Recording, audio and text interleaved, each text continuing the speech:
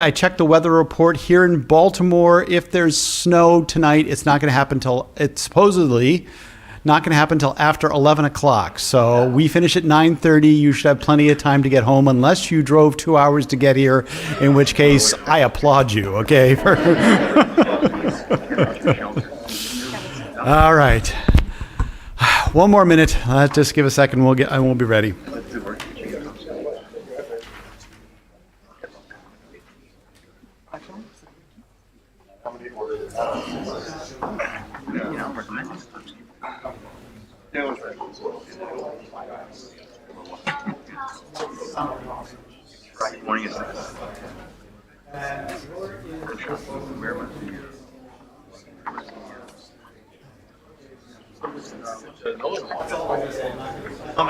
How much yours to your son's go?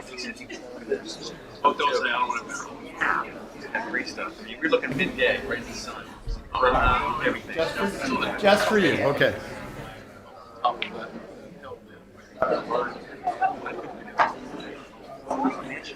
have an old source phone. That's very nice. I had an 8. I had an 8. That original orange tube. Orange tube. And it did some nice stuff. The problem is, I think it's really mountain. But I was looking at this. I have a Yes, there's a breeze blowing in.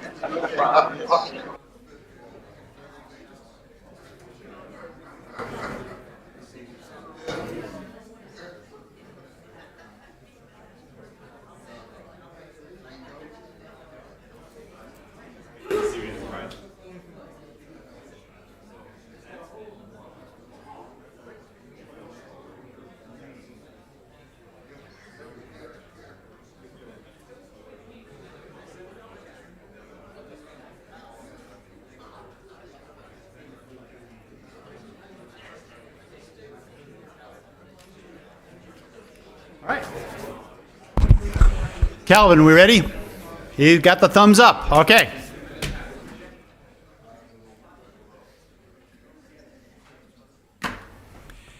Good evening, ladies and gentlemen, and welcome to the Space Telescope Public Lecture Series.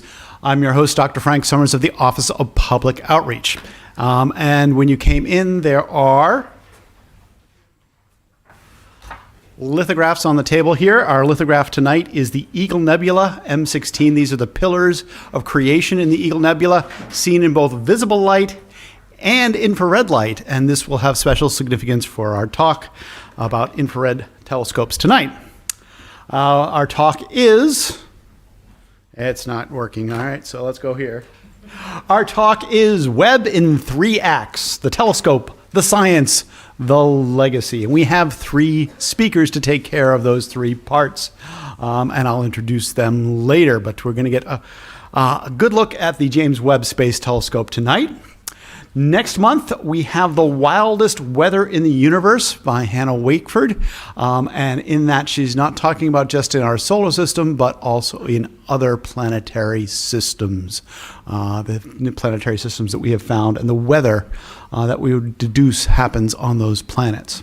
On March, we have Mia Bovil coming back again. She's given some wonderful talks the last couple of years, and she decided she was going to have some fun with her title. So it's called Mapping the United Federation of Planets, an Astronomer's Guide to the Galaxy. So she will be using lots and lots of Star Trek references, okay? But she will also be putting them in context of our actual scientific knowledge of the galaxy. So if you want a combination of fact and fiction, come to see in March. In April, Susanna Deustoa is going to talk, and she did not give me an actual topic. She just said, I'll talk about something about cosmology, because everybody loves cosmology. So in the next month or so, I will get an actual title out of her. But you guys do love cosmology, right? Yeah, so you're going to come no matter what. All right, great.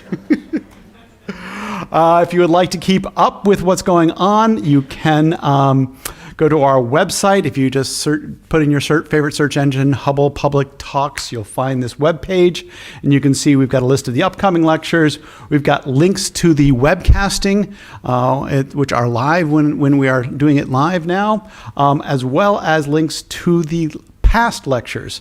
We've been on YouTube since spring of 2014, and we have been on the STSCI webcasting site since 2005. So we're approaching 13 years of astronomy lectures on our webcasting site. That's one of the reasons I ask you all to give a hand to our webcasting folks at the beginning, because they do such an amazing job in archiving these wonderful talks. You can also sign up for our email list that will send you reminders of the talks every month. This is the email one, which is sort of redundant now that we have the sign up on our webpage. You can also, however, send us comments and questions to publiclecture@stsci.edu. Social media, we have Facebook, we have not one, but 2 Twitter accounts. We have YouTube. We have Instagram. We actually ought to get the JWST ones up on here now that we're getting closer to JWST launch. So, yeah. All right. My apologies. It'll be fixed for next month, okay? That's good. Using Space Telescope right now. Using Space Telescope right now. I also occasionally post on a blog and Facebook, Google+, and Twitter, and you can get those if you like. Across the street, we have the Maryland Space Grant Consortium Observatory. The Maryland Space Grant Observatory will not be open tonight. If you looked up, you didn't see many stars, if any, on your way in. It's cloudy. Actually, the fact that it's cold is really good, because when it's cold, the air is still, and it'll be a really good night.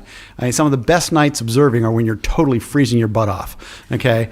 Unfortunately, clouds are never help, whether it's cold or warm, so they will not. They do have open houses on Friday evenings. If you go to md.spacegrant.org, they have this page here where you can find the observatory status. They will post it by like 6 or 6:30 on every Friday as to whether they're opening up on those Fridays, okay? So come back to and visit us in future lecture series, and maybe it'll be open, but certainly you can try every Friday on that.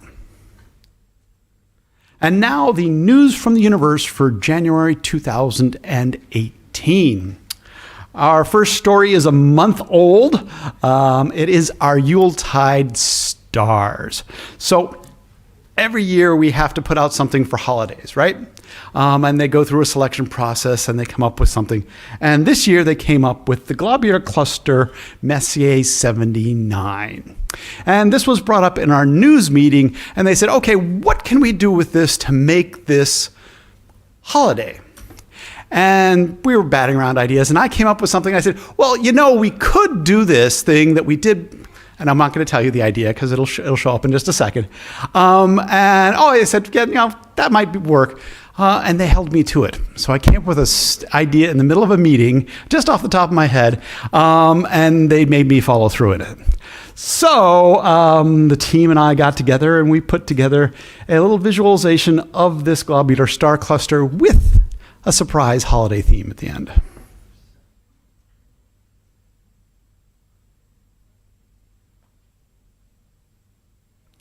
So this is one of our normal zooms in on the night sky to show you where Messier 79 is.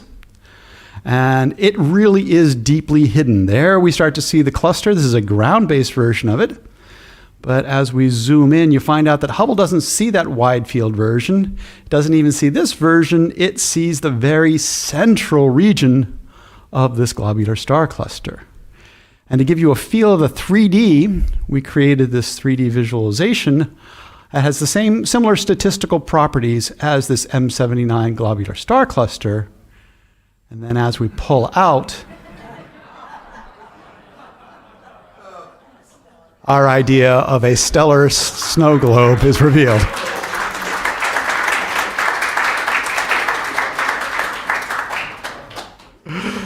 So this will teach me to speak up during meetings. We also created this version, which is just the snow globe spinning, and it actually is on a loop. So you could put this in the background of your holiday party next year, and you could have that snow globe spinning infinitely with the holiday season greeting on it as well.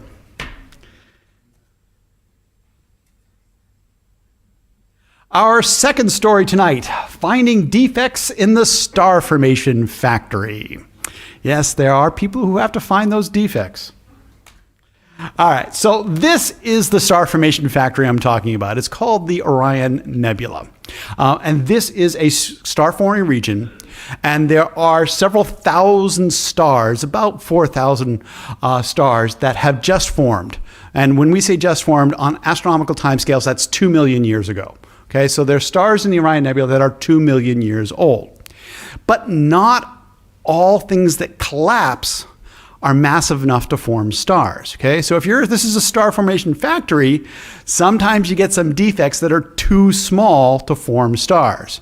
Right? And it's important for us as astronomers to try and understand when you've got a collapsing nebula, you've got a gas cloud that's collapsing to form objects, what percentage of that material goes into stars?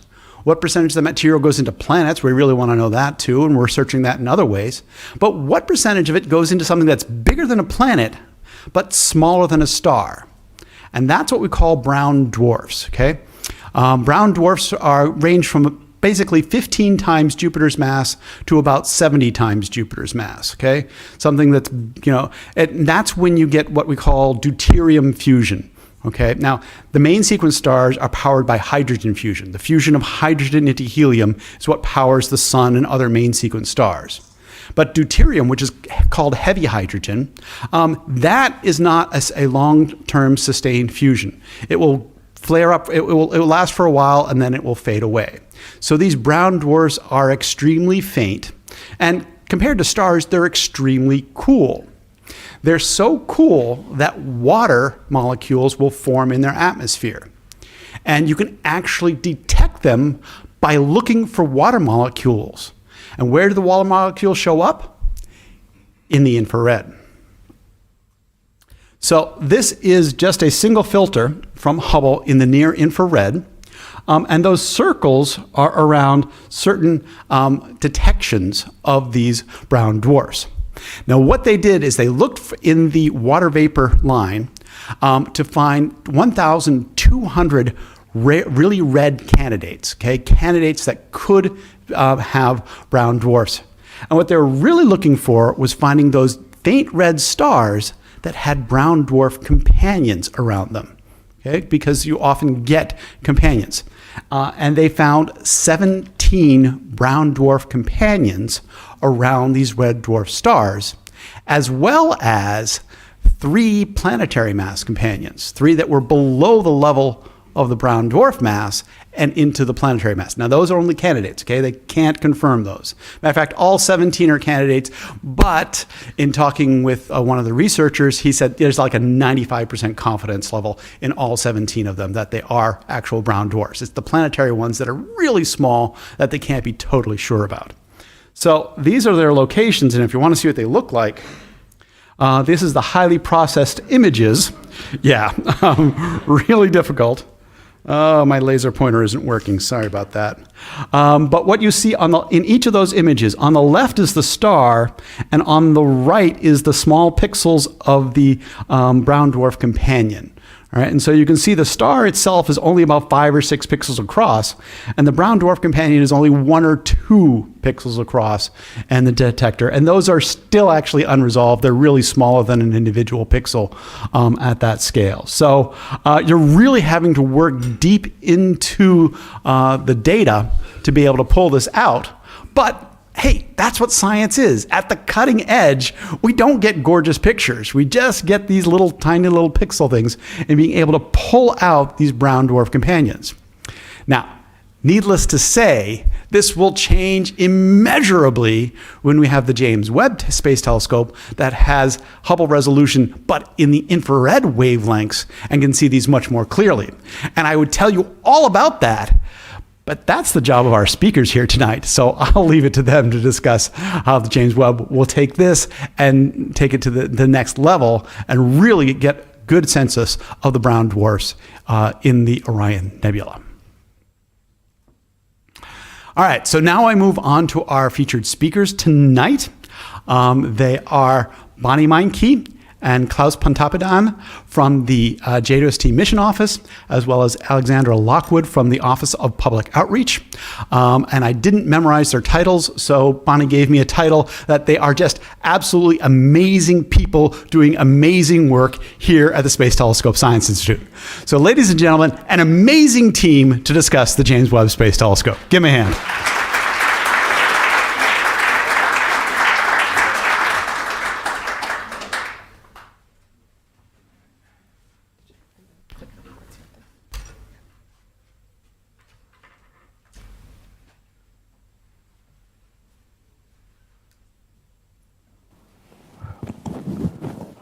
Does this work? Yeah. Good. All right, so my name is Klaus Pontoppidan. My official title is Deputy Project Scientist for the James Webb Space Telescope here at the Institute. Bonnie has the same title. And Alex is the communications lead for public outreach for JWST. So what we're going to do with this talk here is we're going to tag team it. We gave it 3 titles, the telescope, the science, and the legacy, and I'm going to do the telescope, and then after that, I'm going to give it over to Bonnie to talk about the science, and then Alex to talk about the legacy. All right, so just to introduce this, you may have seen these before, I'm not sure. What do we do at the Institute here, and how is it related to the web? Well, an institute has existed for decades now, supporting the operations of the Hubble Space Telescope, as you all know very well. We're operated by an organization called the Association of Universities for Research in Astronomy, or AURA for short. And we're basically a NASA contract. And NASA contracts us to run the science part of its astronomical space missions. As is true for Hubble, it's true for the Wide Field Infrared Survey Telescope, and it's true for the James Webb Space Telescope as well. And so another way to look at it in terms of roles here is that you need to do many things to make an astronomy mission. Right, you have to have oversight of the mission and the policy. Somebody has to drive it from the get-go. So NASA is doing that, and the James Webb Space Telescope is a partnership with the European Space Agency and the Canadian Space Agency. And so they provide the oversight and the policy. Of course, you need technology. You're not going to have a space telescope unless you have some hardware. And so that is built in the case of James Webb by Goddard Space Flight Center, just south of here, as well as partners from the industry. Northrop Grumman is the prime contractor for James Webb. And also other partners like Ball Aerospace. But then, of course, you need science, right? Without science, all you have is a piece of machinery. And so the Institute here is responsible for operating the telescope for scientists. We are the interface between the observatory and the international astronomical community. Again, it's the same as for the Hubble Space Telescope. So anything that has to do with science is centered at the Institute. All right, so the telescope. So we have the Hubble Space Telescope. You all know that very well, and we love that very much. You're all familiar with the beautiful data and the beautiful images that Hubble has returned. So these are all Hubble images taken in the visible wavelength range. In the optical, visible with our eyes, and has been operating for many years. Now, isn't this awesome? What more do you need than this? How do you do the next big thing? What is that going to be? So some of the things that Hubble has been doing and really showing us are these deep fields of galaxies, high redshift galaxies to enormous distances in the universe, and it looks back in time, of course, to not quite the beginning of the universe, but close. And deep exposures with Hubble has revealed faint galaxies at the edge of detection here. This is related to the original concept of the James Webb Space Telescope, as it was conceived already back in the mid-90s. It was realized that if you want to go really to the back to the beginning of the universe, you have to take into account cosmological redshift.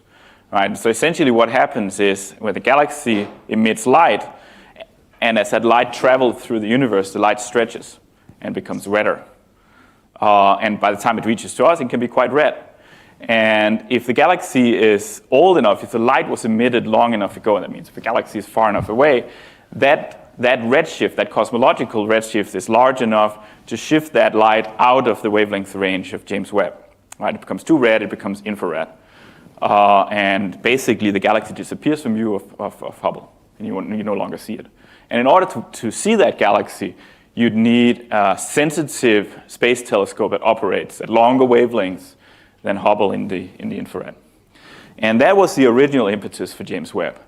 It was to be able to see the first galaxies, the first light in the universe, by going to the infrared, to see the most redshifted galaxies. Now, of course, today, this is decades ago, other people have looked at this telescope and gone like, well, you have this big infrared telescope and you could do this awesome science. When this was first started, there was no such thing as exoplanets, and now we have thousands of exoplanets. And so a lot of work has been going into James Webb to make sure that it can also get great data in the area of exoplanets. And this goes on and on for many, many different science areas. All right, so let me say a few more things about the infrared here. So here we have just a visible rainbow, just to give you some context. From blue to red, high energy, low energy, short wavelength, long wavelength. Of course, this is only a very, very small part of the electromagnetic spectrum. To the high energy side, you have ultraviolet, radiation, X-rays, gamma rays. These are all wavelengths that are very unhealthy to humans. So you don't want to expose yourself too much to those because they break chemical bonds and can give you all sorts of nasty effects. Going to the other way, to low energy, you get infrared microwave. You can heat your food, but it's not going to break your molecules apart. So it's a lot safer. Point here is that the visible is only a tiny, tiny fraction of the infrared spectrum, of the electromagnetic spectrum. And so James Webb is going to give us a lot of the infrared, or access to that. And so here's an indication of that. Here we have the range of Hubble. It goes out a little bit into the near infrared, around to about 1.8 micron or something like that, and then it stops. JWST is going to be a little teeny bit into the visible. Actually goes down to about yellow light. And then it's going to go way into the infrared, beyond the near infrared, what we call the mid-infrared or the thermal infrared, out to 28 micron and a little bit. So in terms of grasp, there's actually a wider grasp in terms of wavelength for JWST than for Hubble. So there's a lot of things in there.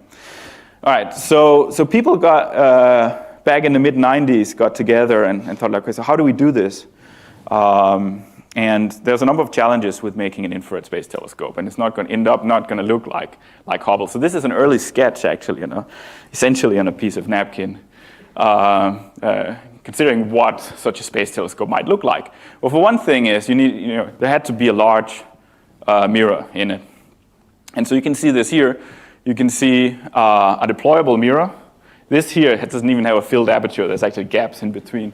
And the idea here is that you have something that was folded up and folds out once you're in orbit so you can fit into a rocket. So that's one thing to note about. Another thing to know about is there's no baffle, right? So Hubble is enclosed into a tube. In order to make this deployment here, you couldn't have a tube around it, so there's no baffle. And the final thing to note is this big thing that it sits on, and that's a sun shield. And the reason you need a sun shield is that to have an infrared telescope that is sensitive, that can see faint things, you need it to be super cold. Really, really cold. Hubble is kind of room temperature. This has to be much, much, much colder, and we'll go into that in a little bit more detail. So in order to keep this cold, you can't have sunlight shining directly on it. So you have to have this big insulating shield to protect it from the sun. It also means that there's some limitations in where you can point, because you can't turn this to face the sun. I mean, if the telescope itself would ever see the sun, it would heat up and ruin your day.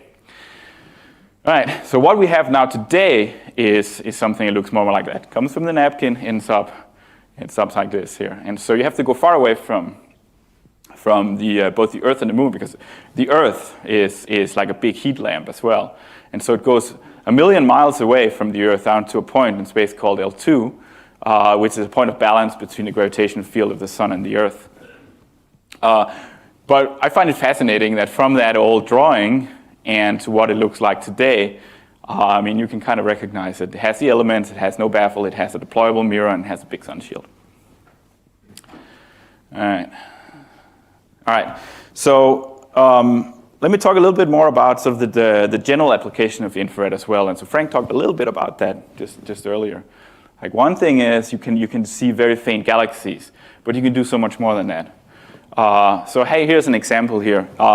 You can look at the formation of stars and planets, for example. Here. So here, if you go out on a dark night in a dark place that's much darker than Baltimore or most places on the East Coast, but if you're lucky, you'll have access to a dark place like this. You can see the Milky Way. Yes, up here is let me see it here. I have a laser. Yeah. Up here, you have close to the center of the Milky Way. And you also see that the Milky Way is, there's a bright stellar background field, but there's lots of dark clouds in it. Those dark clouds, of course, consist of gas and dust, and this is where stars form. So you can zoom into one of the places. Let me go back here so you can see here. Go to a better image here. You zoom into that region here. It's low resolution, as Frank does. You can enhance this. This is one of the nearest star-forming regions. It's about 3 or 4 times nearer than Orion that Frank showed. This is called Ophiuchus. This is an area that forms stars much like our sun, so low-mass stars. But it's really dominated. Again, you can see these streamers here of dust.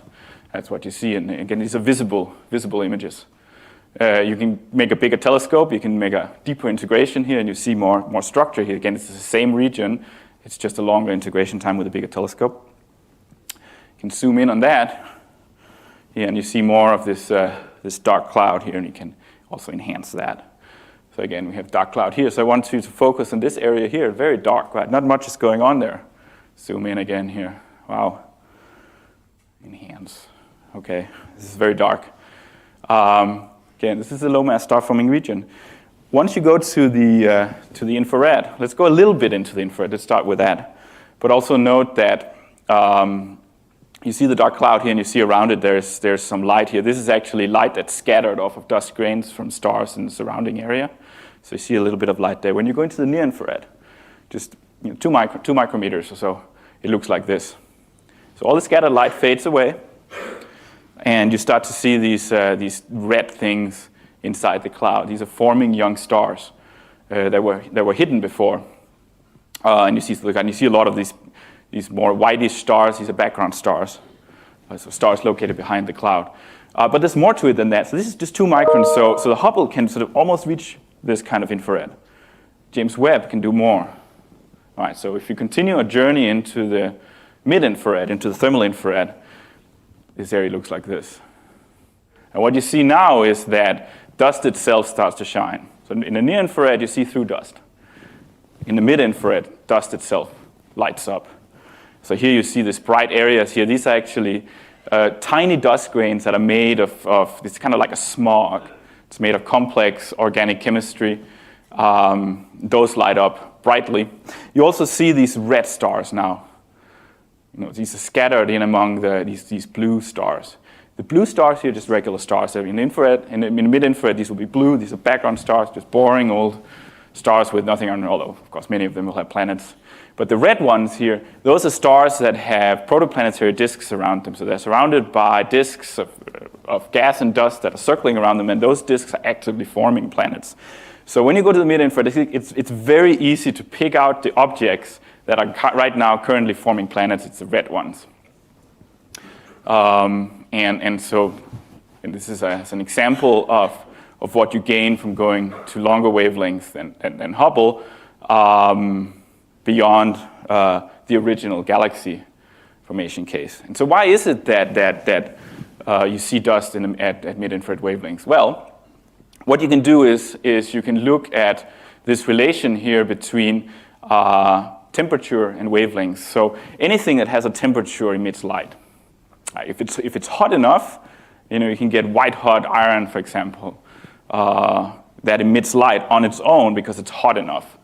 Right? Stars emit light because they're hot enough. So stars are thousands of degrees on their surface, and so we can see them. If you look at the sun, it emits lights on its own. The Earth that we're standing on is also emitting light, but we can see it because it emits light in the infrared because it's cooler. And so this is just to give an indication of relation between the temperature of an object, different planets in the solar system, and what wavelength their peak emission comes out at. So you have stars here through the visible. Once you go out into the infrared, you have Venus comes here that peaks at 4 micron or something like that. Earth itself, its self-emission peaks at around 10 micrometers. And then if you go out in the outer solar system, you end up in beyond the mid-infrared, what's called the far infrared. So something like Pluto emits most of its light at 70 to 80 micrometers beyond what JWST can do. But you can see that the JWST range here, the Webb range, is perfect if you're interested in looking at things that have room temperature. And of course we are, right, because we're interested in looking at planets with room temperature, for example. We're interested in understanding dust and material in planet-forming regions that is much like what we're surrounded here in this room. So the lesson is, if you want to look at cool things, you want to go to the infrared, and particularly the mid-infrared. All right, so in terms of size for that, so again, you want to be cold, you want to be big. This is James Webb compared to Hubble. They're actually about in a sense, the JWST is not that much bigger. It's actually, in terms of mass, not that much different than Hubble. But because it has this sort of modern design with no baffle and dominated by a sun shield, which is really very thin layers of insulating material, you can get a much bigger telescope for the same kind of mass. Here is the design related to keeping a telescope cool. So you'll have this side here, which is always facing the sun. It's a warm side, and so that contains the spacecraft, communications, computer, all those things. It's actually quite hot, about 185 degrees Fahrenheit. And then there's a cold side here with the science payload, as we call it. Has all the optics. Light comes in here, bounces off the primary, goes to the secondary, goes into this package here, which is the instrument package. So all the science instrument cameras and things like that sit behind the primary mirror here, and it's also on the cold side, about minus 400 degrees Fahrenheit. So you can imagine the temperature gradient across here is enormous through these 5 layers of sun shield. It's quite an engineering feat to make that possible. So what do you get from having a large telescope that is cold in the infrared? Well, we can compare in the mid-infrared, what Webb can do compared to what has been possible in the past. For example, with the Spitzer Space Telescope that you may have heard about, which is NASA's last infrared telescope, which was an 85 centimeter mirror, right? So just over a couple of feet. So if you look at the science case where you're looking at star formation, the star forming region I showed you and many others, and Orion itself, is all contained within this little circle here in our galaxy. It's quite far. It's about 8 kiloparsec to the center. Once you go to Webb and you apply that to the same kind of science, looking at, say, young stars, how far away in the galaxy can you do the same kind of science that Spitzer could do in the solar neighborhood? Well, it expands our horizon like this. All right, Webb will allow us to do the same kind of science, but across the galaxy to completely different regions. We can look at star and planet formation near the galactic center. We can go to the other side, look for what happens if you're out in areas where you don't have as much dust, where less was formed, where it's more quiescent. We can really understand planets and stars in a galactic context, in a galactic sense. All right, compared to people, this is how big it is. So this is a model. Was at Goddard at this point here. You see some of the people who've been working on it. So it's about tennis court size once it's fully deployed. Of course, you can't fit that into a rocket.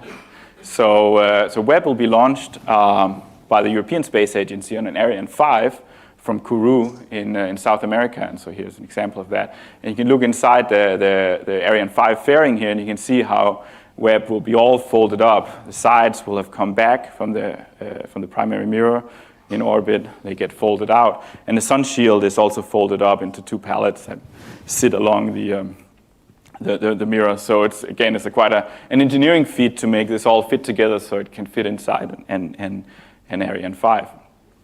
There's a lot of progress has been made on the telescope.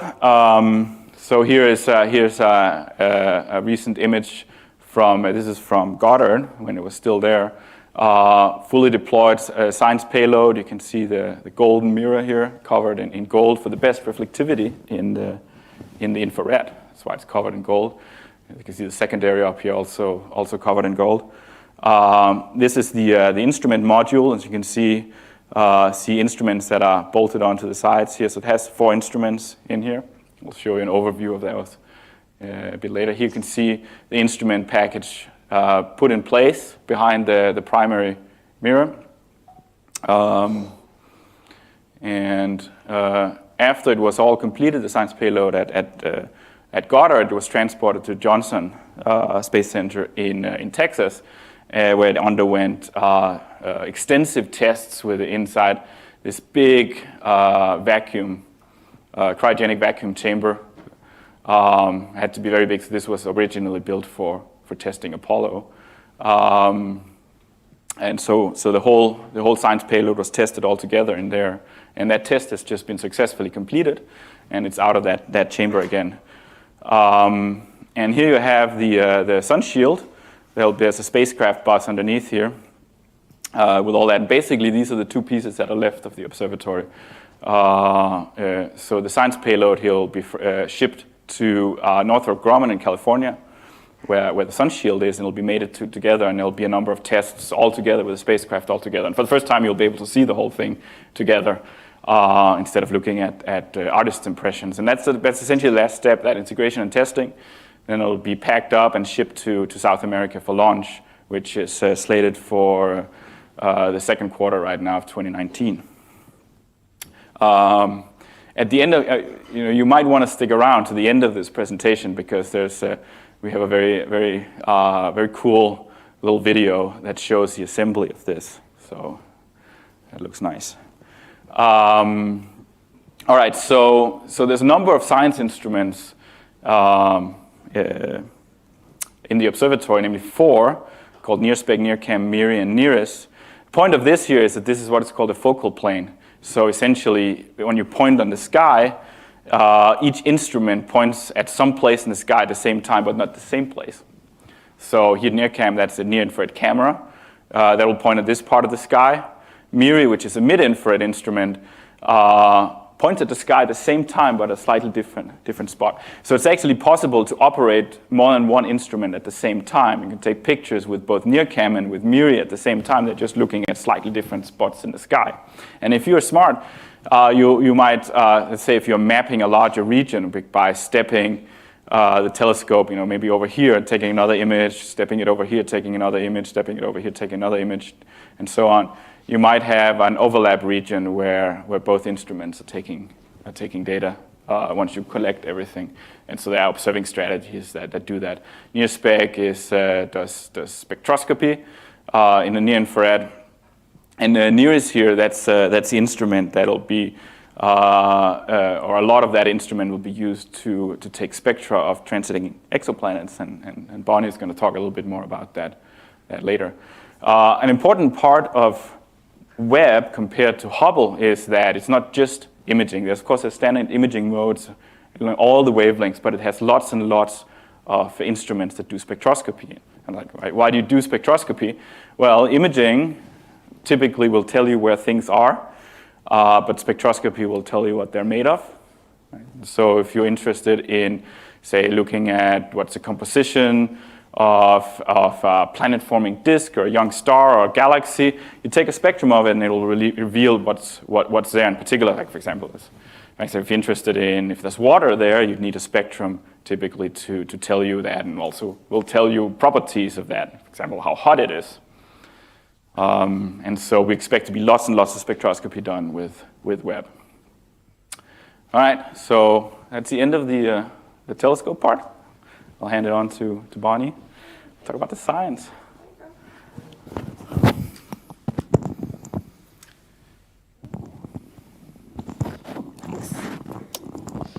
All right. Okay. Hi, everyone. Okay. So, yes, I'm going to talk about the science today. And there's, Klaus was talking about how great of a history Webb Telescope has had in coming to what it is today. And it came up, the original cases for this, science-wise, were very far away from home. There are these early galaxies. And then as the cases all developed, the science cases developed, they really settled on 4 big topics. So I'm going to take you guys through these 4 big topics. One of them still remains the first light in the universe. So some of those first galaxies to form in the universe, how did that happen? How do those galaxies then grow over cosmic time? Some of that work is motivated, again, by Hubble and other telescopes looking at all these different epochs of galaxies. Then we come to how do stars and planets form? We're getting closer to home and smaller and smaller. I'll tell you guys a little bit more about that. And finally, what are planetary atmospheres made of? So over the course of all of the science and the science case made for Webb as it was being developed, we discovered exoplanets. And we started looking at them, and we developed techniques for actually being able to probe their atmospheres. So these 4 big themes may seem obvious to us right now, but it's been such a long journey with a lot of people involved that these weren't necessarily what we thought we'd be able to get out of this telescope when it first started. I'll also add that, like Hubble, I'm sure even more things will come out of Webb.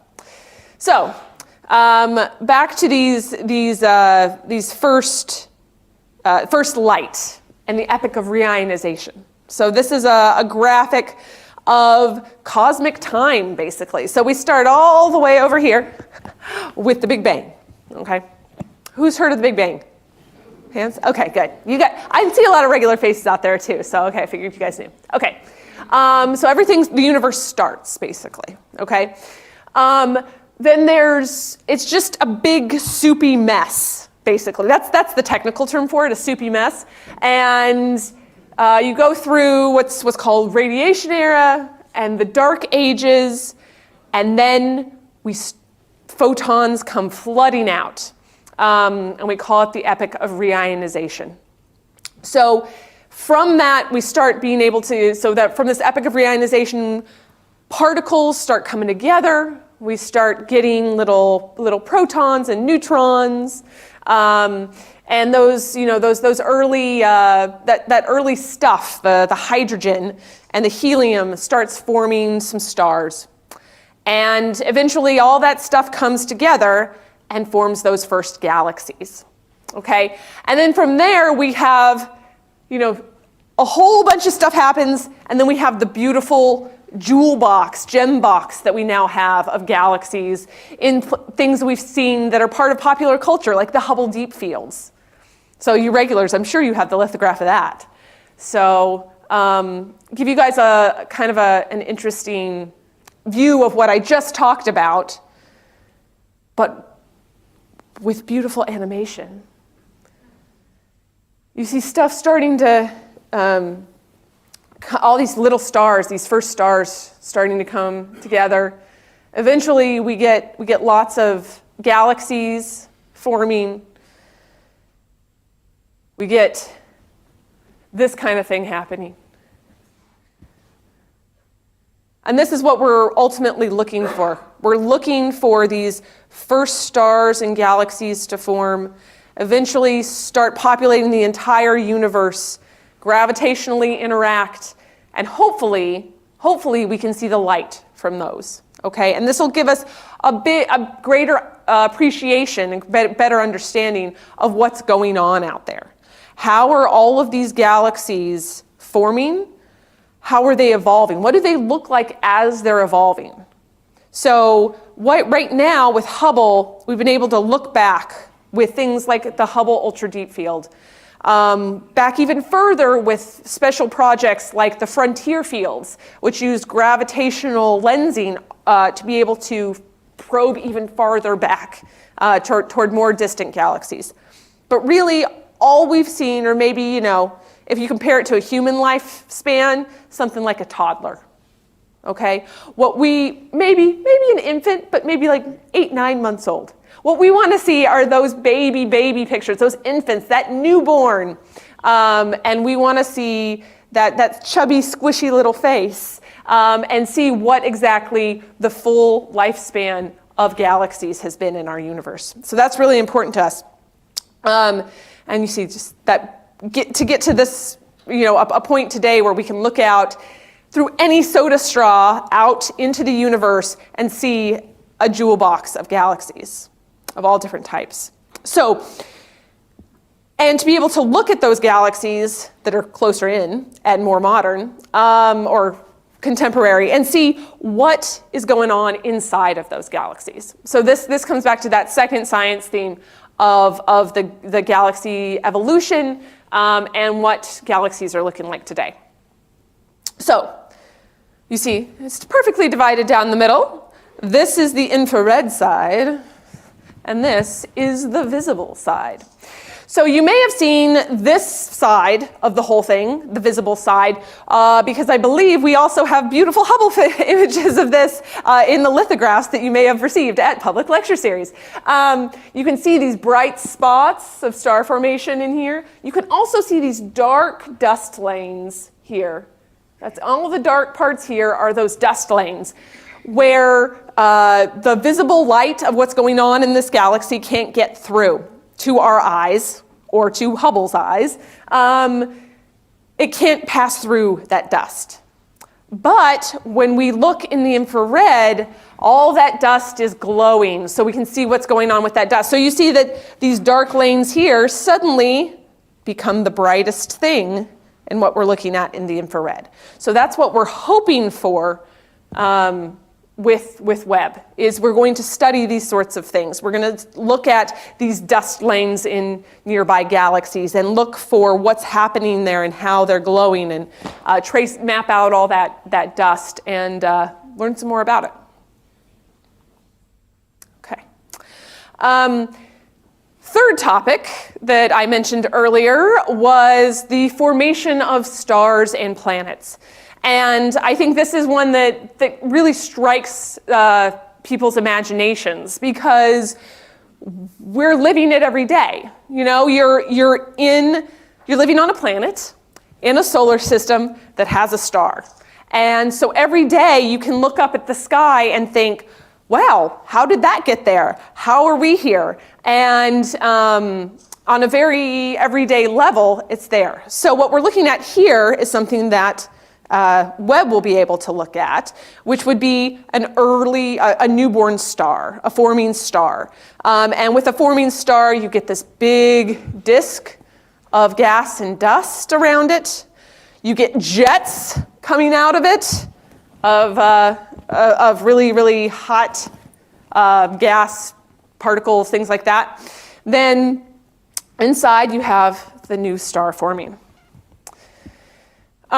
So I'm going to take this. Yeah, there we go. Oh, it's on repeat. I didn't realize you did that. Thank you. So we have this slider here that takes you from the visible to the infrared of this image. And you can see those jets I was talking about. When you look at it in the visible, all we see is that new forming star right there. The rest of it is all dark, dark dust because we can't see visible light coming through it. But in the infrared, right here, you get to see those jets become visible. And so we can learn more about how these stars are forming and how what processes are happening and how they're affecting the environment around those stars. One of the other things we can look at, as Klaus mentioned earlier, is spectra. So doing spectroscopy, I'm sure many of you regular public lecture series goers have heard about spectroscopy a lot. Looking at what stuff is made of, what's really going on in there. So you get a taste of a couple of things here with Webb. New ways to probe these disks of material forming around these stars. So the new stars have big protoplanetary disks, okay? You can see them up here. Do I have a thing? Right there, yeah. With the star around it, with a big disk, kind of like a plate, a frisbee, something like that around it. And what we can do is we can start to probe what is going on in those disks. And by probing what's in those disks, we can find, with wavelength of light, you see the spikes are telling us what's there. You see a couple interesting places labeled here with different types of molecules. So you see carbon dioxide there, something that maybe you don't want, some HCN in there. You wouldn't want it in your house anyway. So then we have, so that's an interesting way to probe it and see what's going on there, because seeing what stuff is made of tells us part of how it's made and maybe how things evolve, because you can start out with disks. Different stuff's going to form in different places in the disk. As you get farther away from the star, the disk is going to get cooler, and so maybe you get more ices, stuff that can live as ice farther out at cooler temperatures. And then maybe that means a different type of planet could form. Maybe that means liquid water or frozen water could hang out for longer. So all those things are building this model of what we expect in a solar system as it forms. One of the other things we can do is, I don't know, hang on, oops, sorry. And Klaus mentioned this a little bit too, he had an image of it, was a coronagraph. So that's basically blocking out the light of the star to see what's happening around it. And I think I have another image of that coming up. As I talk about planetary atmospheres. So that's that fourth one, planetary atmospheres. And this is one of the ones that's, it's a field that's really gotten big in the last decade, probably in the last 5 years even, as we explore these worlds. And we've gone from being able to just see hot Jupiters to being able to see what is going to be happening in atmospheres of terrestrial type planets around other stars. And that's really the promise of Webb. So who here heard about the TRAPPIST system? Okay, so this came out about a year ago now. It's a star with 7 planets around it. Many of them are around maybe a little bit bigger than Earth size. They're all in what would be, or some of them are in what would be considered the habitable zone of that star, so able to have liquid water on them. One of the big cool things that Webb can do is when we find systems like that to go and probe those atmospheres. And I'll show you a little bit about how we do that. You can do this with Jupiters too. So what we have here is this is the same system, okay? Just 2 ways of looking at it. One of them is what you'd see if you were in the system. You'd see a planet coming around, orbiting around its star, going to the backside, okay? But down here is what we'd see if we just looked at the light coming from that system. We would see you see where it dips there? That's where the planet went in front of the star and blocked out the light of the star. But then when it goes behind the star, you see there's another little dip. That's because this planet is shining in its own light. So when it goes behind the star, we're losing some of the light of the whole system because the star is blocking out the planet. And in doing this, in doing this, what we're really doing is being able to probe what's first of all, there's a planet there. Second of all, what is in that planet's atmosphere as it goes in and out, because we can also do this spectroscopically. Okay. Next, we have, I mentioned this earlier, coronagraphy. So one of the cool things the Webb can do is to directly image planets around other stars. Not just look for the dip in light. So, to give you a comparison point, this is what Earth looks like compared to the sun. So it's teeny, teeny tiny. And if you can imagine if it was out here, it would be very, very dim. It's like a little firefly next to a bright street lamp. Very difficult to see unless you hold up your hand and block out that street lamp, and then all of a sudden you can see, oh, there's like 5 fireflies right there. So that's kind of what's going on here. We can find exoplanets. You see where they are here, but you can't see them, right? So hold up your hand, block out the light of that star, and all of a sudden they are revealed. We get these exoplanets here, which we've seen, this is from the Keck telescope, which also has a coronagraph, but Webb will have a coronagraph and be able to do this type of measurement too. So we're hitting it from all angles with Webb. It's gonna be a workhorse for characterizing exoplanets. So far, many of the space telescopes we've had, and even some ground-based ones, are all about detecting exoplanets. We're there. We know exoplanets exist. There's a lot of them. They're very exciting.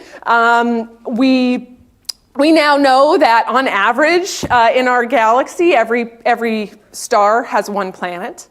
That's incredibly exciting. That's amazing.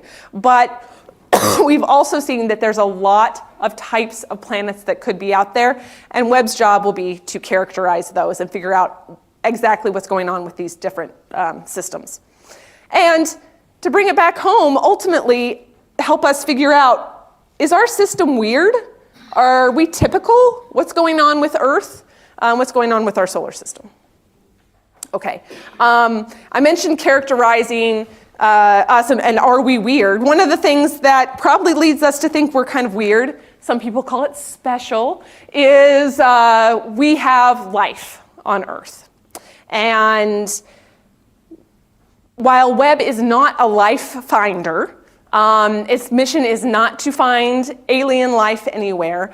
One of the things it can do with spectroscopy is to study these atmospheres and look for various molecules that are abundant in those atmospheres. And this tells us about what's going on there. So, for example, if it finds carbon dioxide, that could mean that, things are breathing the way that we breathe, or it could mean that there is volcanic activity on that planet. If there's methane, there could be some sort of natural geologic process causing that methane, but there could also be the presence of anaerobic bacteria, which, ooh, exciting. And of course, water vapor might indicate some sort of liquid water on the surface, which then would indicate habitability. Of course, none of these things guarantee that there's life on these planets, but it's all about building the case, right? We're still in a fact-finding mission. That's what science is. So we're trying to just find what we can, put the pieces together, pieces of the puzzle. Okay. And with that, as we're putting the pieces of the puzzle together, I'll turn it over to Alex so she can talk about the legacy.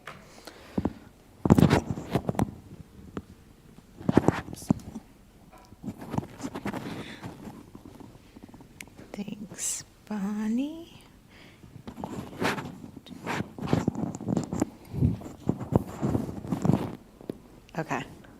Okay, so the final piece of the puzzle. Webb, as Klaus explained, was built on Hubble's legacy, and as Bonnie has told you about the science of the mission, it's going to be incredible and really leave its own legacy. And just like Hubble found galaxies in this area of the sky that looked like nothing, and just like Hubble found exoplanet atmospheres, Webb will find things that we can't even anticipate. And this is really mind-boggling. But how do we get there? So as Klaus mentioned, this has been more than 20 years in the making. So if we're here today and it's launching in about a year and a half, that is only 10%, less than 10% of the timeline that people have been working on this mission. Here's a few of the highlights of that timeline pulled out. That image, that beautiful napkin drawing that Klaus showed you before, is right around here in 95. So again, over 20 years ago. People who were born in 97 are now allowed to buy alcohol. Oh my God. So this is really, we're all really feeling this. I remember when I was an undergraduate and Webb was gonna launch in 2013. So now it's gonna launch in 2019. And so here in 2002, it actually got named the James Webb Space Telescope. Before that, it was approved as the next generation space telescope. And since then, we've been doing construction. We have the complicated instruments. We have that giant folding primary mirror. We have a sun shield that is, layers with thickness smaller than a plastic bag. And all of these things have been built, tested again. The sun shield, I heard, was folded and unfolded 5 times to make sure that, despite being very, very thin, so that it was less weight, it's still very strong and can be unfolded in space safely. And as of only a few days ago, there was a press release out of Johnson Space Flight Center that said that testing on the optical telescope instrument, which is that beautiful primary mirror you see, and the instrument module, so all the instruments on the back of the primary mirror, everything's good to go. It is now being shipped to California. So this is the timeline of people who have been working for over 20 years on this telescope. Well, why? The real mission here, despite all of this engineering feats, is the science that's coming out of it. And there have been people who've been thinking about the science for more than 20 years. The science portion, the science observations that will be taken over the course of Webb's lifetime fall into 3 different categories. The first category is called guaranteed time observations. I'll explain what each of these mean in just a second. The second category, and this is, so guaranteed time observations, these are people who've been working on the mission since the beginning. They get this time. Then there's early release science observations, which the call for that and the release of those observations was just made in November. The release of the observations, the call was made earlier, but the release of what those targets are is just made in November. Everything's available online if you'd like to know what the telescope will be looking at. And all of these will be taken in the very beginning of the telescope's mission lifetime and made available to the community so that people can know what the telescope can do immediately. And then finally, we have what we call GEO, or General Observation Time, General Observer's Time, and this is open to anyone in the entire world. It's not just Space Telescope, it's not just the US, it's not just people affiliated with NASA or ESA or CSA, any of the space agencies, it's anyone. Anyone in the world can propose for time on this Space Telescope, and that is the same for Hubble, although all of these things are vetted, so you can try, but you might not want to spend your time because there's a lot of really qualified scientists who are gonna be going after this time and do some great science with it. So as I mentioned, here we are today, we'll launch. About 6 months later, we'll actually start to get data out because it takes a while to get out 1 million miles into space. It takes a while to open up this big, beautiful telescope. It takes a while to cool down the instruments because they started here on Earth and they get out in space and some of them are operating at 7 degrees. So all of that takes a while. It's going to be many months between when we launch the telescope and when it's ready to give us science. But when it does that, it's going to give us these 3 different types of science. And I apologize if the colors aren't super clear here, but this is green, purple, and pink. And again, the green observations, the early release science, will be the first observations taken. They'll all be taken in the first few months and immediately made available. And this is kind of a unique thing, but it's really great. It means scientists put in a lot of work to take observations that then are immediately available to everyone to look at and say, what can Webb do? How can it do it? What's its capabilities? How do we use it best going forward? And then you have these guaranteed time observations that will all be taken in the first few years. And then the general observer time, the time that's open to the entire world, or the entire astronomical community is really who will be using it, goes on for the lifetime of the mission, which is guaranteed 5 years, hopefully up to 10 years. So about those programs a little more, again, there's people who've been working on this for over 20 years. And they get some time automatically on the telescope because they put in the grease work, they put in the legwork. So those are called guaranteed time observations, and that's going to be a chunk of the first couple of years of observations. A very small portion was a very competitive selection for what we call early release science. And these people get to look at objects in the sky that they want to look at, but they don't get to keep the data, which is we call it proprietary. Normally you get to keep the data just for you to work on for a little bit. These people said, no, I'm going to propose, I'm going to find things out in the sky, and I'm going to share it with everyone immediately so that everyone knows what the telescope can do. And so you're going to see a lot of stuff coming out of these, sort of soon after telescope launches and comes alive. And then finally, we have the general observer pool. Now, all the topics that Bonnie covered, from solar system, exoplanets, protoplanetary disks, assembly of galaxies, first light, the first galaxies, lensing, gravitational lensing of objects, things in our solar system, asteroids, direct imaging of exoplanets with coronography, transmission spectroscopy of exoplanets, all of that is covered in is going to be covered in all three of these programs.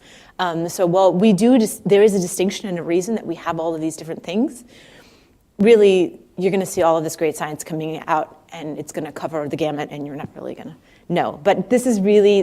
There's a lot of people who've been working really hard on this on behalf of the community, on behalf of this giant space telescope.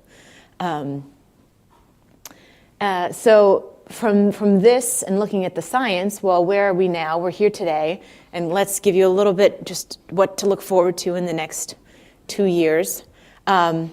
So right now we are here, well, we were just past here, fall of 2017. We finished our instrument and mirror testing at Johnson Space Center. That went really well. This is a beautiful picture that was actually shared. I believe it was The Atlantic magazine. There's a few people who shared this as one of the hopeful images of the year. Like they put together 35 hopeful images, and this was one of them because this is what our society can do and where it's going, really tackling these feats.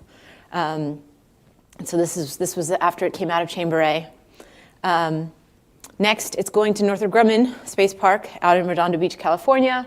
Northrop Grumman will take this giant sun shield, put it with the telescope element, add this what we call the spacecraft bust, put everything together, and if you happen to be out in Redondo Beach sometime early in the summer, late summer, early fall, you can go maybe see this thing all fully assembled, and it'll wow you because it's very amazing.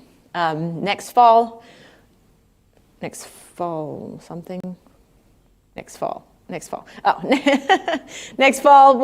complete the integration of the spacecraft and the instruments and the optical telescope and the sun shield, this giant thing. They'll pack it up and they will send it on its way to French Guiana that is launching this giant rocket, the Ariane 5, next spring we'll just say spring. And then it will be operated out of this building. The Mission Operations Control Center is just up there. And that is what it looks like. You probably can't go up there, but that's what it looks like, so you're not missing much. Now you've seen it. It's a bunch of computers, because that's what we do nowadays. So after it gets launched from here, it'll go out into space. It'll take about 24 to 29 days to get out to what I think one of you referred to as L2, Klaus referred to as L2, this Lagrangian point. It's basically just a place where it can hang out and we don't have to keep pumping it to be there. It'll just happily drift in space and follow along with the Earth. At this L2 point, in the meantime, the sun shield opens up, the telescope opens up. If you haven't seen the deployment, we think some of you have seen it, so we're not showing that deployment sequence today, but if you haven't seen it, every time I watch it, it blows my mind. You are unfolding something the size of a tennis court out in space by itself. It's really mind-boggling, and it takes days to do that. And we're checking all the instruments. It'll take a month to get out here, but then it'll take another 5 months to cool down, check everything out. All of those mirror segments have to be aligned. There's also a really cool animation online of all of those mirror segments going tick, tick, tick, tick, tick, tick, tick, tick, tick, to make sure that they are all looking at the same thing at the same time. That was Hubble's problem, is that it wasn't properly polished. So we took care of that by having lots of different mirrors that we can move around, but you gotta fix them so they move around right. So, and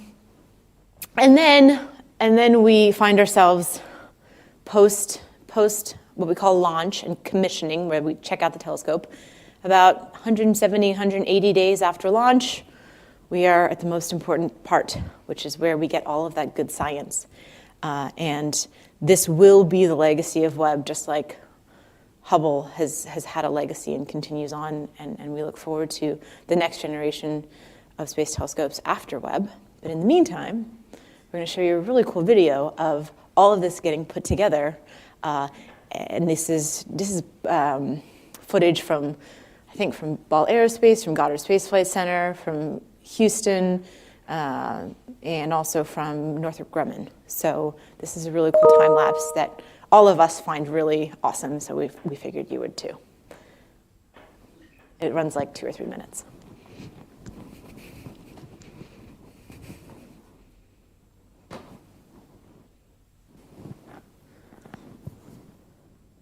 So I guess we should talk through it just a little bit. Okay, we can just tell you what's going on. So that's the spacecraft element. So what is going to thrust out into space? Now, I'm not an engineer, but we're going to go through this. So this is in probably Northrop Grumman's clean room, because they did the spacecraft. So then they're going to shove it in a box for a little bit and do some testing on it, and then it comes back out. And you can just see how many people are working on this thing. Ooh. So now, as you can see, they're starting to attach the pallets that have the sun shield on them. Again, this is all at Northrop Grumman.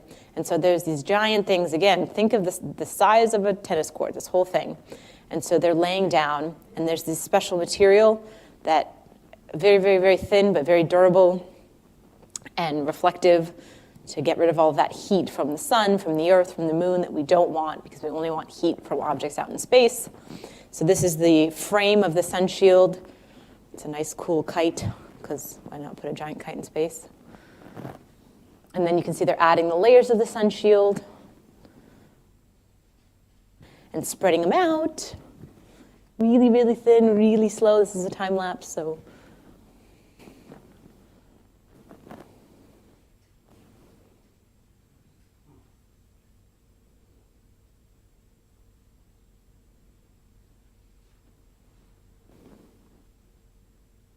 And then you can see they're lifting up all the layers. The layers do have spacers in between, so they shouldn't catch on each other as the whole thing's deploying. All of this has been thought of multiple times in multiple ways and tested multiple times. As you can see now, they're folding up the pallets of the sun shield for the way that it's going to be packed for when it goes into space. The actual mirror will be in the center here with the instrument module. But right now they're just testing the sun shield. And they're putting in a faker. That's the official term for it. So this just simulates the weight of the spacecraft.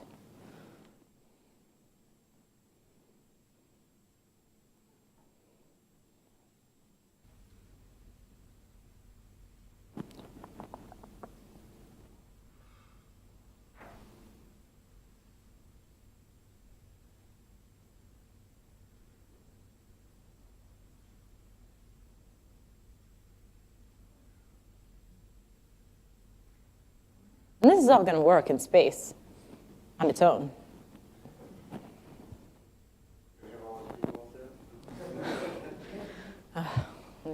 We wish.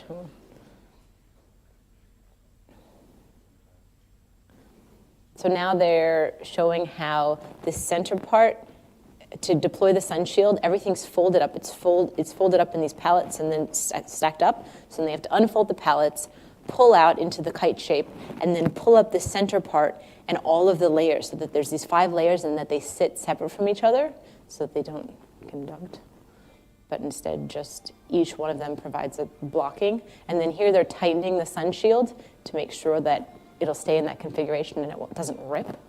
And it doesn't. And actually you can see some of the structure on the sun shield there. You could see that it wasn't a flat piece. There was some what looked like crosshairs or some plaid stuff. Those are called rip stops, and it's actually designed so that if there was like a tiny micrometeorite that flew through it, it would just break one small part of it. It wouldn't rip the whole thing. So it's I mean, this is NASA. They thought of some things. So I think that is it, and we'll take questions.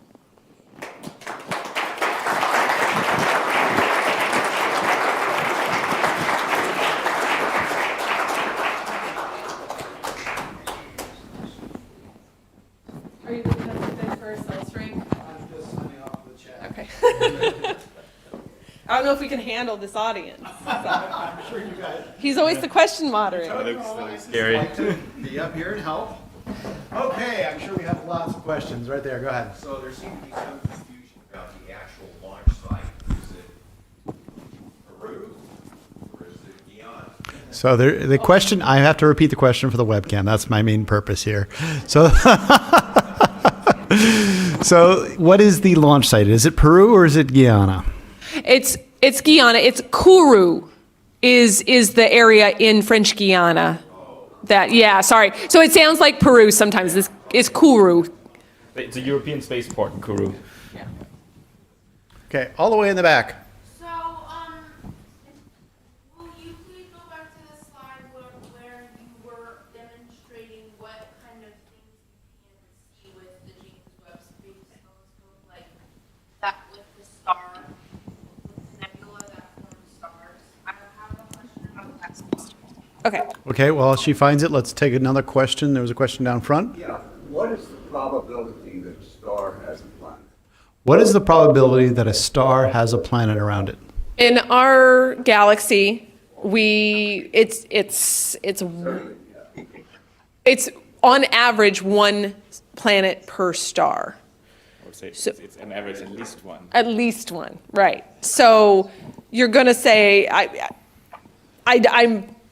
I've never heard it said as what's the probability a star has a planet, but so. Basically everything has a star. Everything has a planet. So at least one. Okay. So for everything you see up in the night sky, you're looking at a planet as well as a star. All right, have you got the slide? Okay. Is this the one you were talking about? The first one you clicked, like the one with the Zoom in. the zoom in. Yeah. I want to make sure.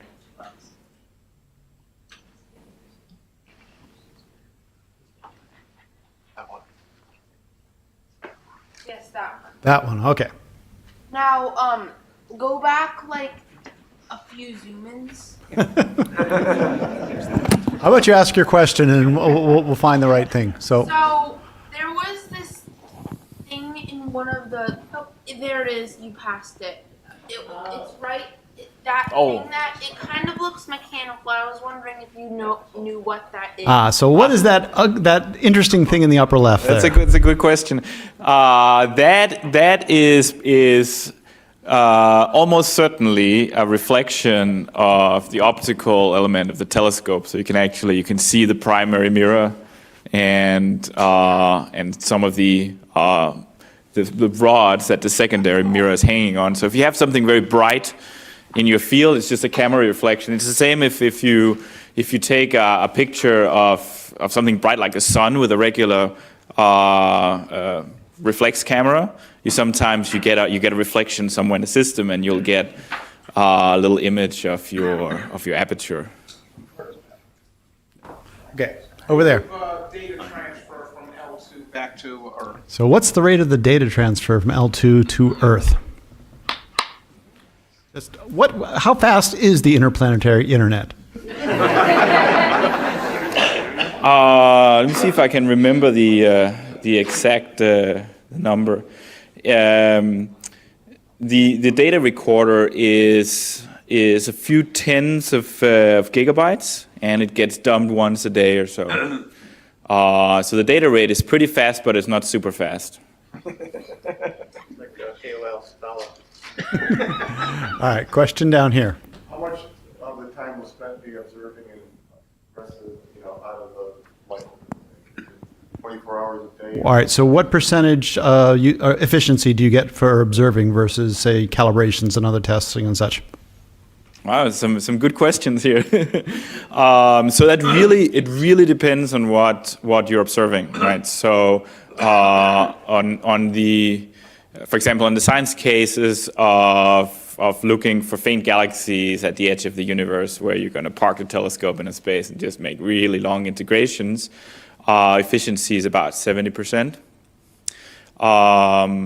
Of course, it's a very sensitive telescope, so there'll be lots of science done with much brighter targets where you don't spend as much time, and then it'll be worse than that. Okay, so we got a question from online.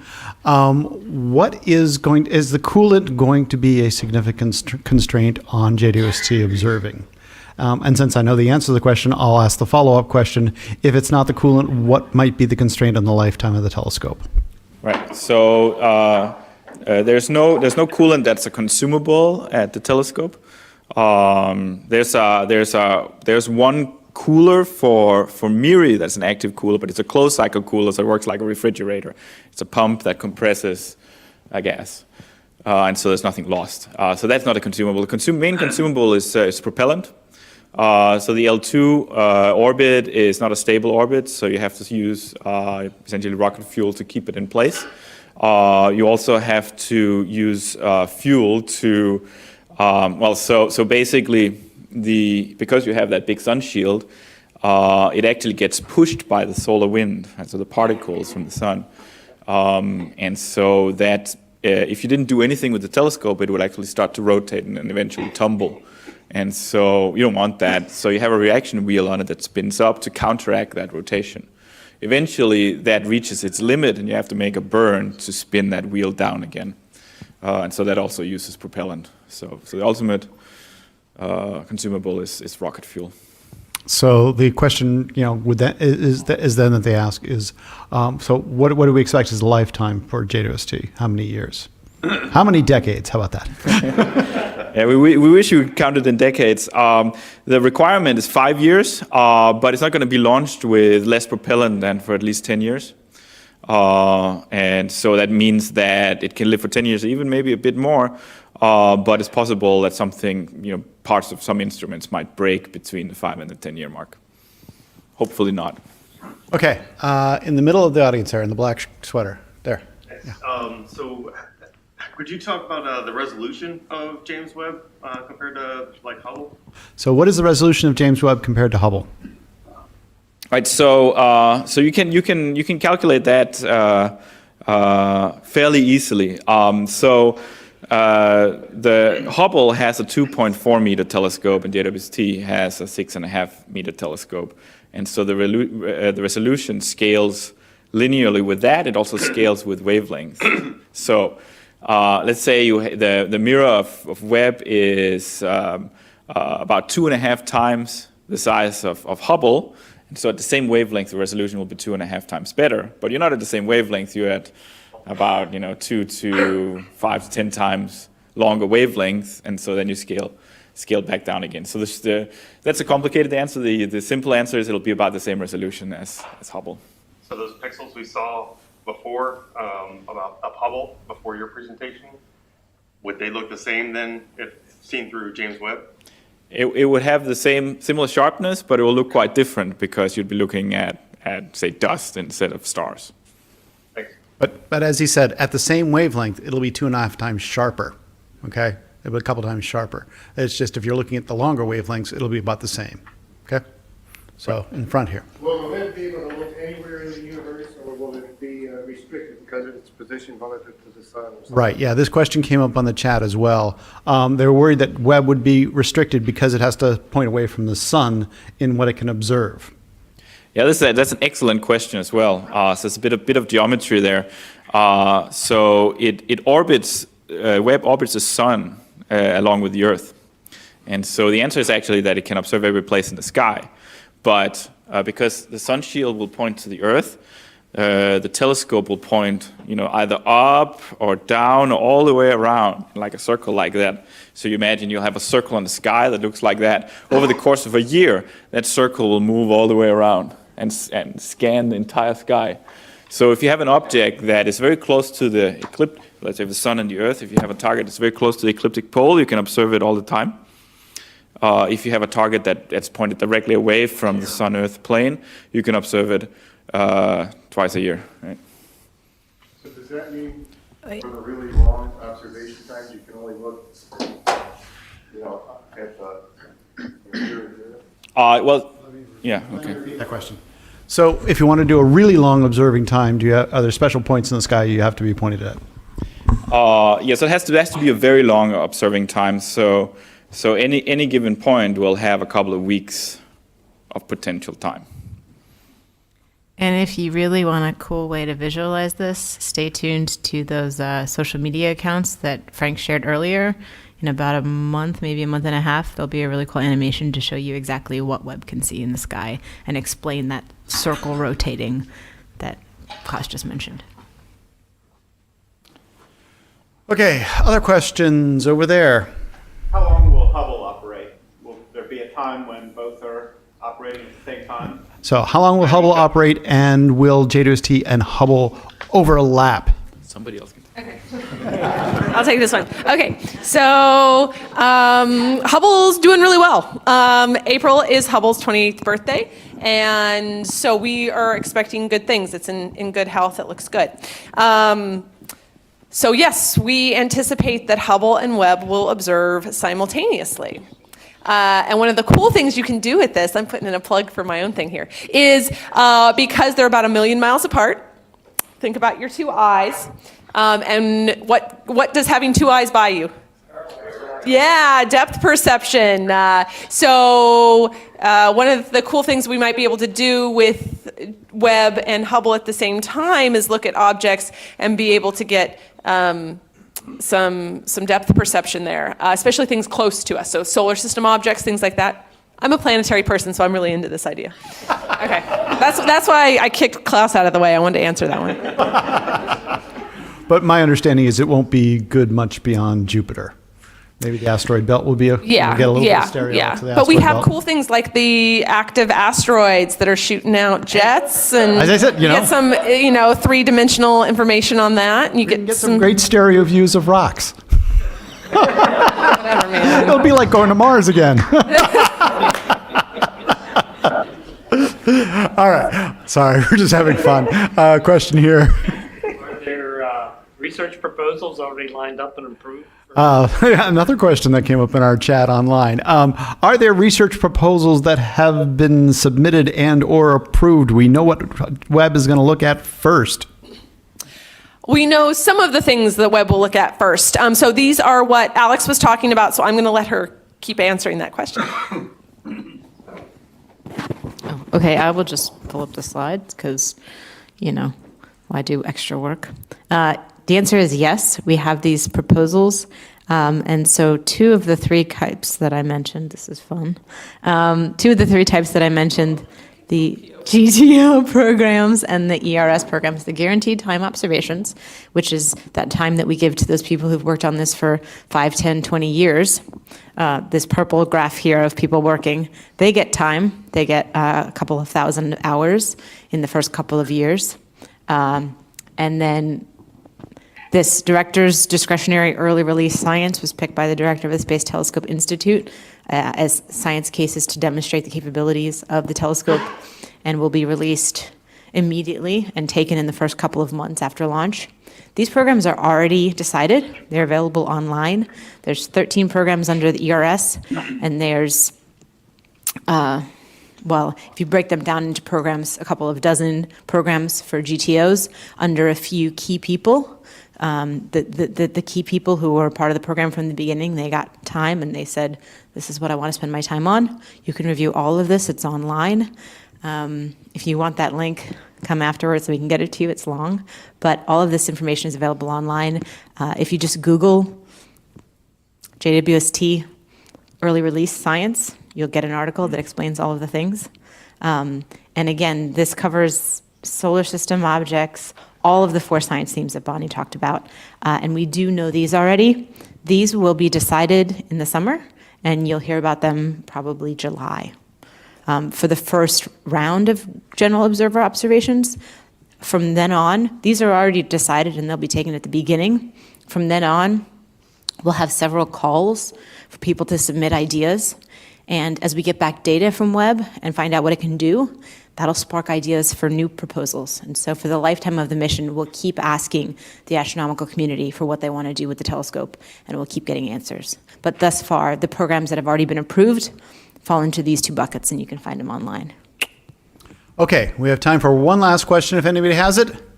Going once. Hup, take it and go. What's the last question? Make it good, because it's the last one. So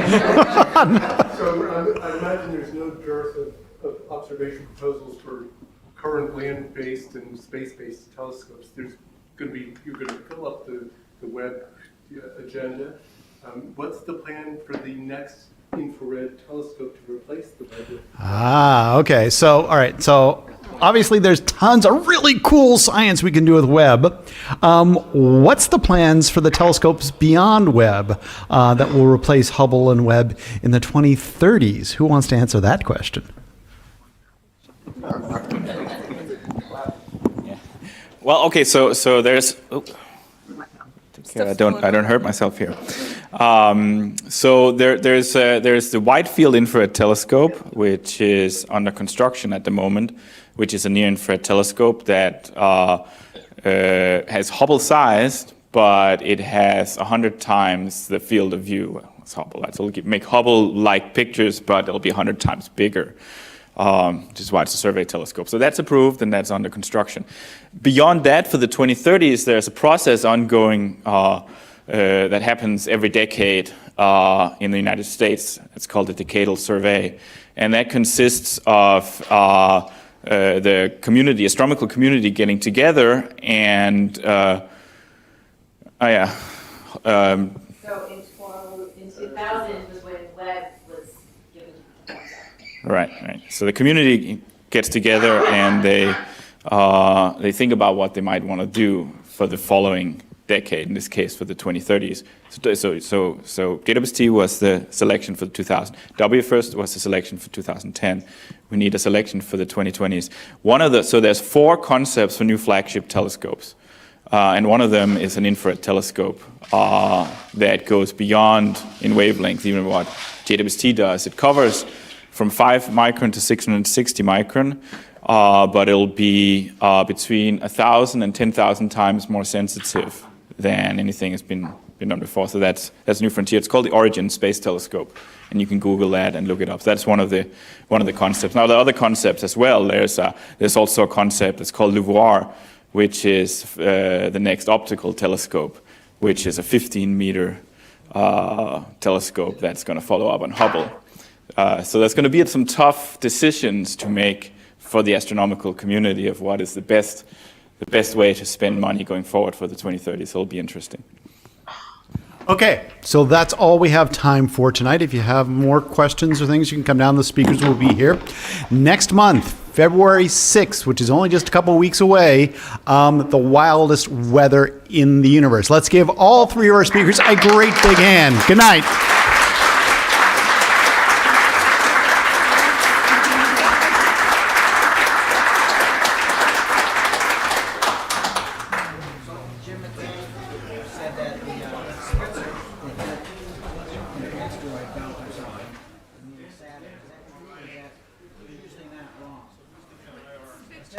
Spitzer was in the astronomical year Saturn. Sorry, I didn't know what year